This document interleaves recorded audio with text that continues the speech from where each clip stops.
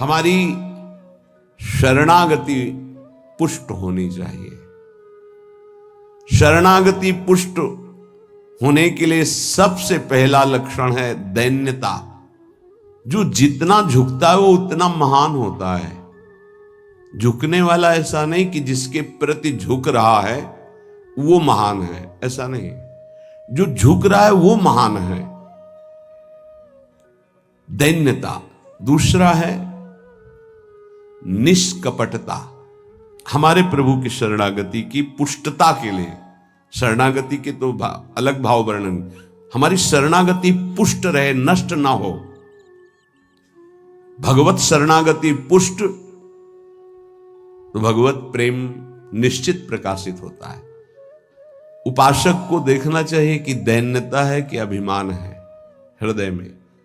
दैन्यता का स्वरूप है किसी भी तरह से हमें गाली दी जाए, अपमान किया जाए, निंदा किया जाए, तिरस्कार किया जाए तो मुझे ऐसा ही लगे कि मैं ऐसा ही हूं, इसी का पात्र हूं।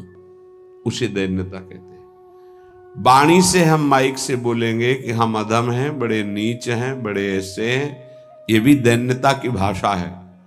और हाथ जोड़कर प्रणाम मुद्रा में रहेंगे, ये भी दैन्यता की मुद्रा है। लेकिन यहां हृदय की दैन्यता को कह रहे हैं कि जब कोई दूसरा कहे तू नीच है, अधम है, पाखंडी है, दंभ करता है, भक्ति नहीं है, और अपने को सीधी बात ये लगे कि सही बात है, मैं ऐसा ही हूं, इसे दैन्यता कहते हैं। शरणागति हमारी जो विक्षिप्त हो जाती है, जो दोषयुक्त हो जाती है, जो पूर्ण नहीं हो पाती शरणागति, उसका कारण देहाभिमान, उसका कारण गुणाभिमान, साधनाभिमान, इनमें से कोई न कोई अभिमान होता है। इसलिए कह रहे सबसे पहला लक्षण बाबा की विचार में है दैन्यता, और ये बहुत प्रिय है दैन्यता भगवान को। दूसरी है निष्कपटता। कपट नहीं रखना चाहिए। हरि और गुरुदेव, हरि गुरु चरण सेवा अनुसरहु, अर्चन बंदन संतत करहु, दास संतन कर शुक्ला। हृदय में कम से कम एक जगह तो निष्कपटता आ ही जाए गुरुदेव भगवान से। पर ये बहुत छलिया मन है, ये सर्वज्ञ प्रभु से भी छल करना चाहता है, बहुत छलिया है। अगर हमारी शरणागति का अपहरण कोई करता है तो अभिमान और कपट। दूसरा जब निष्कपटता है तो कपट अगर है तो हमारी शरणागति ढक जाएगी। मोहि कपट छल छिद्र न भावा, मेरे प्रभु कह रहे हैं। यही दरबार दीन को आदर, पक्की बात। पहला है दैन्यता, दूसरा है निष्कपटता। शरणागत उपासक के हृदय में कपट नहीं। कपट का मतलब होता है कि मुख से कुछ और बोल रहे हैं और हृदय में कुछ और है। ये कपट प्रायः अपने लोग बहुत अच्छी तरह हृदय में सजा के रखते हैं, इसीलिए शरणागति पुष्ट नहीं होती। निष्कपटता, जैसे का वैसा, बिल्कुल गुरु के सामने, प्रभु के सामने, उसमें। तीसरा सत्यता। वाणी में सत्य, हृदय में सत्य, आचरण में सत्य, सत्य धर्मयुक्त। असत्य संपूर्ण संसार के भोग और संबंध है। किसी भी संबंध और भोग में प्रियता है तो शरणागति का अपहरण हो जाएगा। सत्य श्री भगवान, नाम, धाम, लीला, रूप, प्रेमी जन। इसके अलावा सब मिथ्या। जितना कुछ देख रहे हो परिणाम देखा जाता है, परिणाम में सब झूठा। चौथा सर्व समर्पण। सर्व शब्द लगा हुआ है, तन मन प्राण एक एक वृत्ति केवल अपने शरण की तरफ। यहां सर्व समर्पण नहीं होता। समर्पण होता है पर सर्व समर्पण नहीं होता।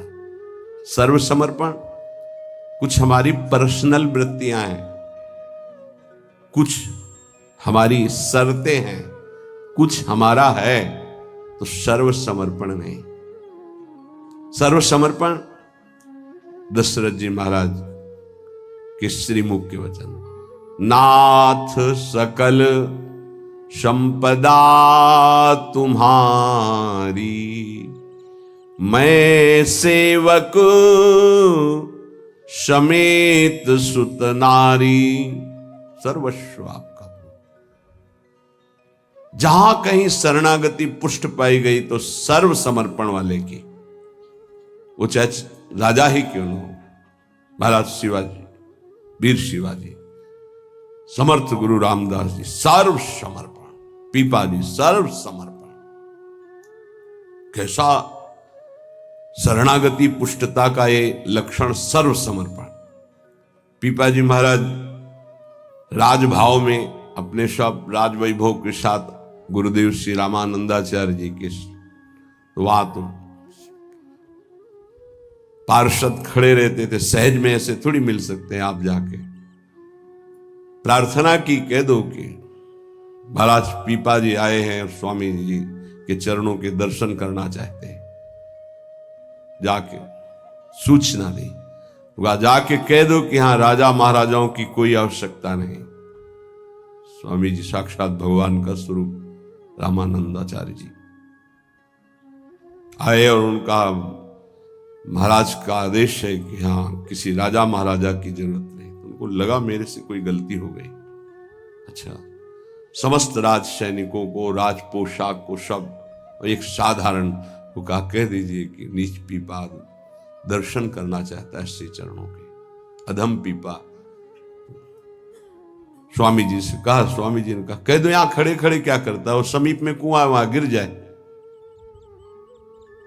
आए और कहा आदेश है स्वामी जी का, वो समीप में कुआं है वहां आप जाकर के गिर जाइए कुएं में, जो आज्ञा। स्वामी जी बिल्कुल नजदीक पहुंच रहे कुएं के, स्वामी जी बिल्कुल अब पहुंच गए हैं, अगला कदम रोक दो, रुक जाओ, वापस आ जाओ। स्वामी जी निकल के आए, दर्शन दिया, जाओ हम स्वयं आएंगे तुम्हारे नगर में, फिर तुम्हें मंत्र और विरक्तता सब प्रदान कर। महापुरुष बना दिया। पीपा जी का पावन चरित्र है, सर्व समर्पण, प्राण समर्पित है, कुएं में गिर जा, मतलब तन प्राण सर्व। पहले में राज धन वैभव, बड़ा शरणागति का महामहिम स्वरूप है। ये समर्पणता तो हम दिखाते हैं, लेकिन सर्व समर्पणता नहीं। कुछ अपना है, कुछ आपकी बात मान लेते हैं, इसीलिए वो खिचड़ी बनी रहती, शरणागति नहीं हो पाती। जब उपासक के हृदय में अपना अस्तित्व रहता है तो उसको भक्ति नौटंकी नाटक नजर आती है। अपनी वासना की पूर्ति, अपनी इच्छा की पूर्ति के लिए वो भगवान की उपासना को नाटक समझने लगता है।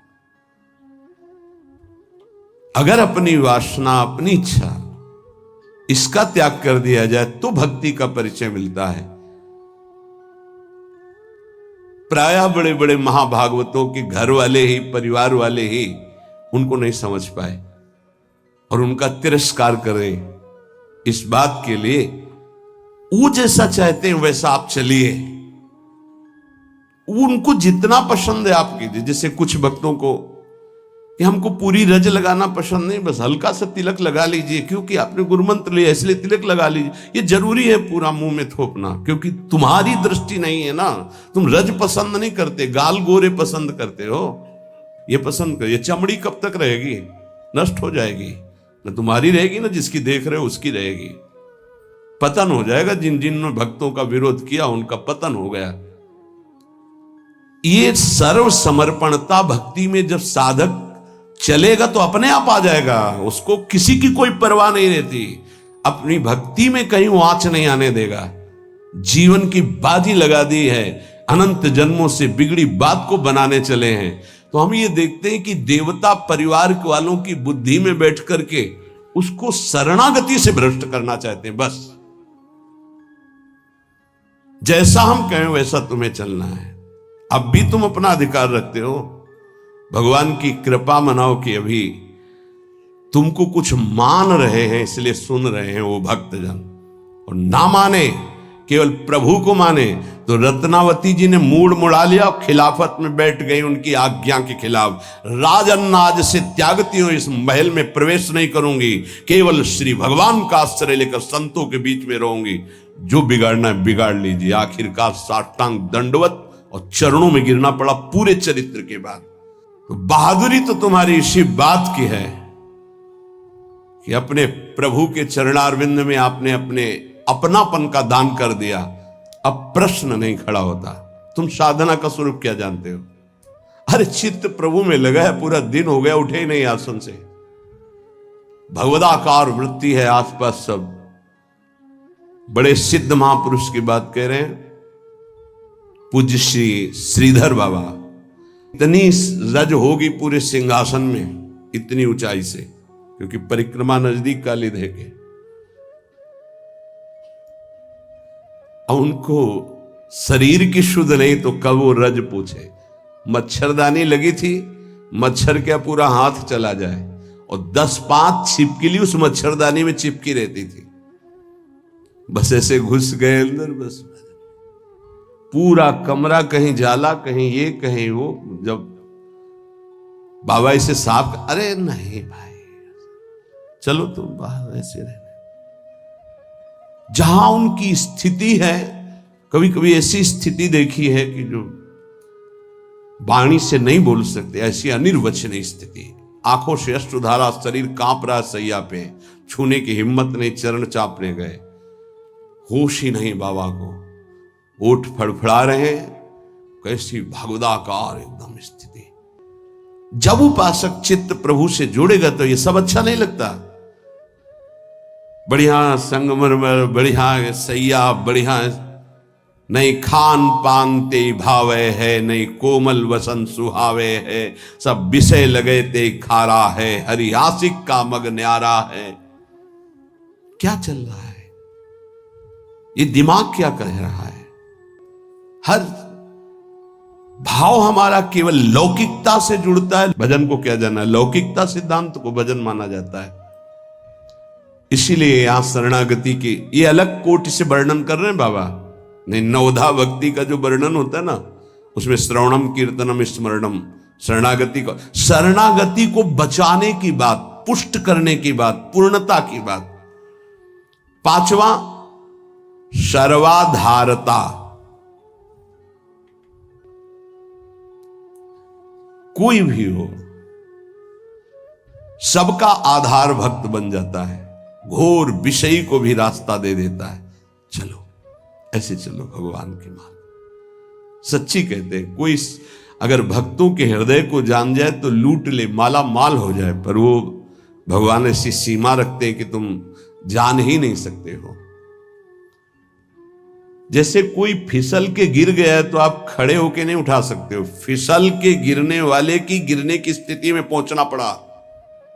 वैसे ही झुक के, वैसे ही गिर के, फिर उसे उठा करके फिर खड़ा किया गया। जितनी स्थिति में वो गिरा हुआ उसी स्थिति में पहुंचकर उठा। उसको क्या जरूरत है झुकने की? जिसने अपने जीवन में कभी भोगों को, विषयों को, संसार को, गृहस्थ को स्वीकार ही नहीं किया, वो तुम्हारे बीच में घुसकर तुम्हें पकड़कर जहां तुम हो वैसी स्थिति से उठाकर ऊपर खड़ा कर रहा है। अगर तुम सही उपासक होते तो दृष्टि मात्र से तुम्हारा उद्धार हो जाता, लेकिन तुम उस बात को नहीं समझते हो। इसलिए ये सब व्यवहार अपनी स्थिति से उतरकर और झुककर तुम्हारे समान बनकर तुमको उठाया जाता है। सर्वाधारता उस नहीं समझ पाओगे, नहीं समझ पाओगे। काम से, स्नेह से, भय से, क्रोध से, द्वेष से, किसी भी तरह से वो जुड़ जाए केवल तुम्हारी वृत्ति उनसे, वो संभाल करके उठा करके सच्चिदानंद में जोड़ देंगे। चाहे भगवान से जुड़े या भगवत प्राप्त महात्मा से, भगवत प्रेमी से जुड़े, वहीं पहुंचा देंगे। नंग धड़ंग शराब पिए हुए गंगा जी में खड़े हैं, उपद्रव कर रहे हैं। नारद जी महाराज के सामने अभद्र स्वरूप में खड़े। ये पशुता तुम्हारे अंदर केवल धन वैभव के अभिमान से आई है। तुम कुबेर के पुत्र हो, ये हालत तुम्हारी। जाओ, मैं तुम्हें शाप देता हूं, तुम वृक्ष योनि को प्राप्त हो जाओ। लगा ना कि महात्मा बहुत कड़ुआ स्वभाव प्रकट कर दिए, बहुत करुणा कर दी। हालत क्या थी, पहुंचा कहां दिया। वृक्ष तो बनो पर नंदालय के।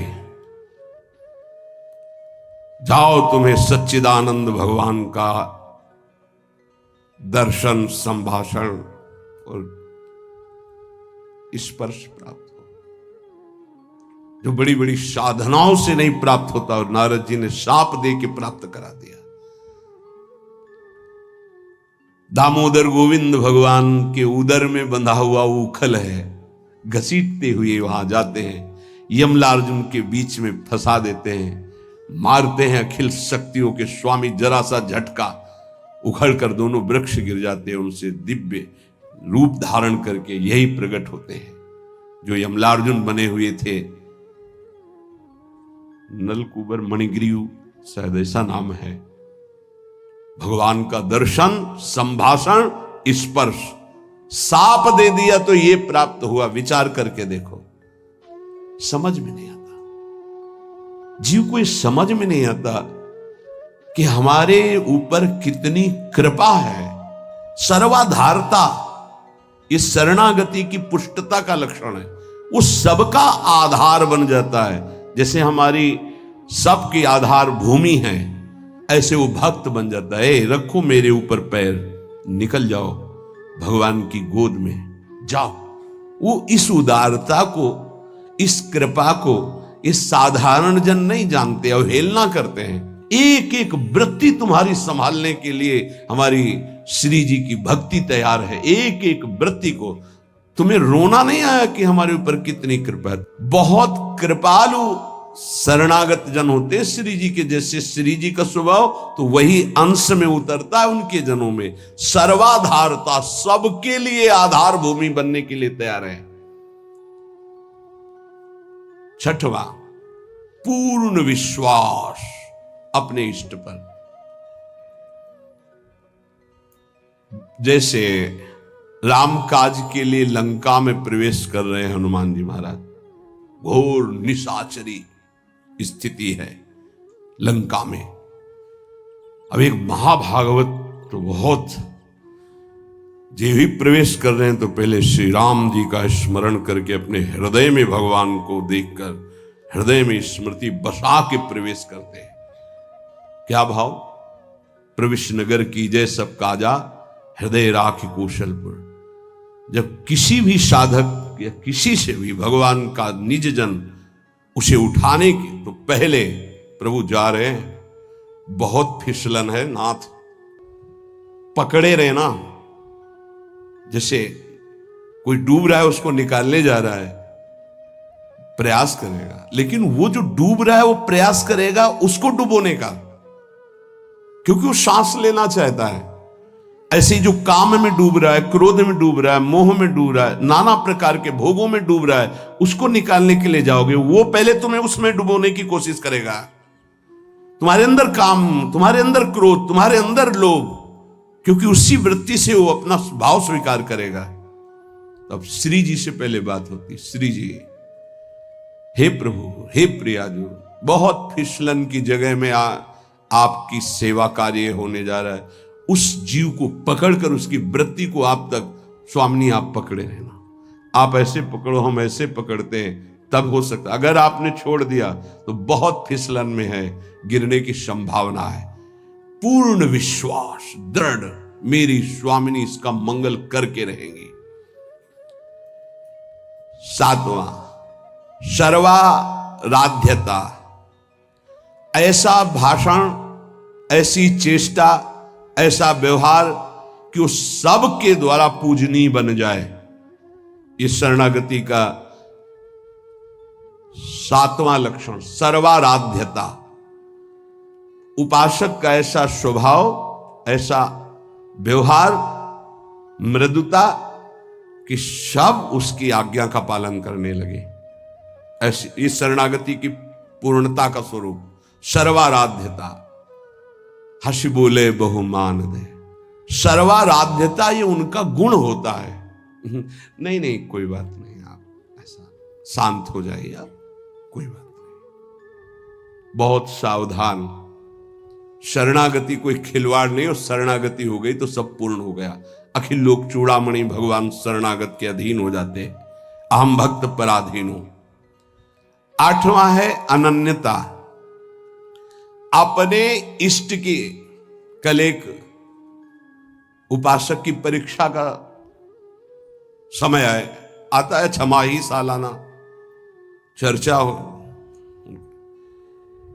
उसका शब्द था कि शरीर छोड़ना मेरे लिए सहज है, लेकिन उपासना के विषय में एक भी शब्द में किसी से भी, चाहे वो रिश्ता हो, संबंध, स्वीकार नहीं कर सकते। बहुत देखा, बहुत सुना, बहुत सब। अब उपासना के विषय में अगर मेरी उपासना में कोई बाधा पड़ेगी तो मैं सब कुछ छोड़ सकता हूं। शरीर छोड़ना मेरे लिए सहज, उपासना नहीं। उपासना में अगर कोई नहीं, बस इस बात से उस समय तो नहीं कहा जाता बड़ाई कि हाँ शाबाश, नहीं, ठीक है, ठीक है, अच्छे विचार। और एकांत में जब मनन होता है तो आशीष निकलता है। हाँ ऐसे ही अपने आराध्य देव की अनन्यता पे फर्क नहीं पड़ना चाहिए, इसी से भगवत प्राप्ति होती है। हे 4 दिन के पति पुत्र परिवार के संबंध हैं, अनंत काल का संबंधी मेरा उससे मिलने का अवसर आया है। अब ये सब माने हुए नहीं, जो है उनके लिए है। प्रभु मेरे प्रीतम, मेरे पति, मेरे प्राणनाथ, मेरे जीवन, ये माने हुए हैं। 30 वर्ष पहले तुम जानते भी नहीं थे कि कौन है जिनको तुम पति पुत्र परिवार प्रीतम क्या क्या भाव, और 30 वर्ष बहुत बहुत प्लस और जोड़ लीजिए, इसके बाद खाक में मिल जाएगा तुम्हारा तन और उनका भी तन। ना वो संबंध रहेगा, ना वो परिचय रहेगा। संबंध भी नहीं रहेगा, परिचय भी नहीं रहेगा। तो परिचय जिससे बनाने आए हैं, अब ये जन्म केवल उनके लिए। ऐसा नहीं है कि कोई भक्ति में चले तो रसगुल्ला और रबड़ी यही खाते भक्ति होती, वो एक अलग भक्ति होती है। जैसे आपकी साधना बढ़ेगी तो आपके साथ विरोध शुरू होगा, और अगर विरोध में वही स्थिति रही, एक रस अनन्यता, तो आपकी सिद्धि नहीं। तो क्या बिगाड़ा था देवर विक्रम का? पूरे जीवन भर वो विरोध। क्या बिगाड़ा था नरसिंह मेहता जी ने अपनी भाभी का? जीवन भर भारी विरोध। क्या बिगाड़ा था विभीषण जी ने रावण का? भला ही तो कर सभा में लात मार के भगा दिया। क्या बिगाड़ा था विदुर जी ने धृतराष्ट्र और दुर्योधन का? गांव के बाहर एक अकिंचन की तरह कुटिया बना के नहीं पानाते। ये बहुत सूक्ष्म विषय। अपने इष्ट की अनन्यता में कोई फर्क जीवन में नहीं आना चाहिए, चाहे जैसी परिस्थिति आ जाए। इष्ट और गुरु संबंध में कोई फर्क नहीं पड़ना चाहिए। बहुत संबंध देखे, हर संबंध का निर्वाह उतना ही करेंगे जितना इष्ट और गुरु के संबंध में बाधा नहीं पड़ेगी। इष्ट और गुरु के संबंध में बाधा पड़ जाए से हर संबंध में आग लग जाए। जाके प्रिय न राम वैदेही, तजिए ताहि कोटि वैरिशम जद्यप परम सनेही। अगर अपने को समझता है कि मेरे द्वारा भरण पोषण होता है, जात से तेरा पानी भी नहीं पिएंगे, देखते हैं शरीर चलता है नहीं। निकल करके हम चौराहे पे बैठ जाते, देखते हैं वो विश्वंभर मुझे रखता है कि नहीं। वो अनंत ब्रह्मांडों का सृजन करने वाला एक क्षण में सब कुछ ठीक कर देगा। क्या चरित्र भक्तों के ऐसे ही मनोरंजन के लिए नहीं पड़े जाते? ये आदर्श है। महाजनों गतेन सा पंथा। रत्नावती जी के लिए मारने के लिए क्या उपाय नहीं किया माधव सिंह ने। मैं राजा हूं, मेरी ये रानी, और ऐसा उद्दंडता, मुड़ मुड़ा के संतों के बीच में बैठना। सीम की चाप सके को तासु, बड़ रखवार रमापति जासु। भक्ति मार्ग में, भगवत मार्ग में यदि कदम रखा है तो अपने मार्ग नहीं छूटना चाहिए, चाहे प्राण छूट जाए। ये आखिरी बाजी है। ये सब छूटेंगे माने हुए पति पत्नी पुत्र परिवार भाई बंधु। इनका कोई अस्तित्व नहीं है, आज नहीं तो कल ये छूटेंगे ही, लेकिन जिनके लिए जन्म जन्मांतर से भटक रहे उन प्रभु को नहीं। अगर तुम्हारी समझ में आ रही हो तो बात पकड़ लो। तजो पिता प्रहलाद विभीषण बंधु भरत महतारी गुरुबल तजो कंत ब्रज बनितन भे मुद मंगलकारी। स्वयं मंगल नहीं, सबका मंगल करने वाले वो महापुरुष बन गए जिन्होंने भगवान के आश्रय में मेरे कारण मेरे प्रभु श्री राम को 14 वर्ष का वनवास, मेरे को राजगद्दी, जा पापिनी आज से तेरा कभी मुख नहीं देखूंगा और कभी मां नहीं कहूंगा, भरत जी ने कहा। साष्टांग दंडवत पिताश्री कह के प्रहलाद जी बात करते थे हिरण्यकश्यप से। जिस समय भगवान के मार्ग का विरोध किया तो कहा, जा आज के बाद कभी पिता ने दैत्यराज ऐसे संबोधन। 5 वर्ष का बालक। कहीं भक्ति में प्रभु के संबंध में कोई भी संबंध बाधा पहुंचावे तो भगवत संबंध नहीं छोड़। जहां तक हमारी भक्ति की पुष्टता है वहां तक हम निर्वाह कर सकते हैं। अगर हमारी भक्ति के नष्ट होने का विषय आता है तो तजिए ताहि कोटि वैरिशम यद्यप परम सने ही। अगर निष्ठा पकड़ पाओगे तो पार हो जाओगे, नहीं अपने और परिवारजनों के और सगे संबंधियों के हृदय में ही दैवी माया प्रेरणा करती है कि आप इसके मार्ग को रोकिए और भ्रष्ट कीजिए। हमारी बात को पकड़ लेना। जाके प्रिय न राम अभय देही तजिए ताहि कोटि वैरिशम यद्यप परम सने। हम उतनी अनुकूलता आपको देने के लिए तैयार हैं जितने से हमारी भक्ति सुरक्षित है। और हमारी भक्ति में बाधा पड़ेगी तो हम अपने शरीर को भी बर्दाश्त नहीं करेंगे, फिर आपकी बात क्या है? ये उपासक के हृदय में होना चाहिए। ये अगर आराध्य देव की निष्ठा में ये बात नहीं तो फिर क्या बात है? फिर है ही क्या बात है? फिर तो वास्तविक नाटक हो गया, जीवन नाटक हो गया। आप समझ नहीं सकते तुम क्या शरणागत होते हो, वो शरण तुम्हारे लिए समर्पित हो जाता है, तुम समझ ही नहीं पाते हो। बड़ा विचित्र खेल है। इसीलिए प्राय इस झंझट में नहीं फंसते। अपनी मस्ती में रहने के लिए इस झंझट में नहीं फंसते। गुरु चेला और समाज कल्याण और उद्धार। जाओ तुम अपने प्रवाह में बहो, हम अपनी मस्ती में। सुने न काहू की कही कहे ना अपनी बात। पर जब सेवा मिलती तब हम आपसे प्रार्थना करते हैं। जब तक भगवत साक्षात्कार स्वयं का ना हो जाए तब तक कभी किसी को शिष्य ना बनाए। ये नियम ले ले, ये गांठ बांध ले। नहीं तुम गुरु बनोगे कि तुम उसके चेला बनोगे, फाइनल में कुछ पता नहीं है। पक्का जानते हो संतों को जो पीड़ा होती है किसकी होती है? ये प्रसाद मिलता है, इनको क्या पता। यही प्रसाद। अगर आपको प्रमाण मानकर किसी ने प्रश्न किया और आपने उत्तर दिया और उसमें कोई गलती है तो उसका नर्क आपको भोगना पड़ेगा, दंड आपको भोगना पड़े। आपने कह दिया जाओ सब कुछ माफ, वो पूरा हिसाब आपके ऊपर लागू होगा। ये कोई खिलवाड़ समझते हो? उत्तर दे देना कोई खिलवाड़? बातें बनाना उत्तर नहीं होता।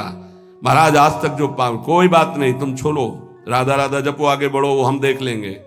देख लेंगे ऐसे कैसे? जैसे महाप्रभु चैतन्य देव ऐसे करके गंगा जल में खड़े करके पाप ले रहे हैं, तो उन्हीं के चरण आश्रित हैं भक्तजन, उसी प्रेमावतार, उसी भगवत स्वरूपों के।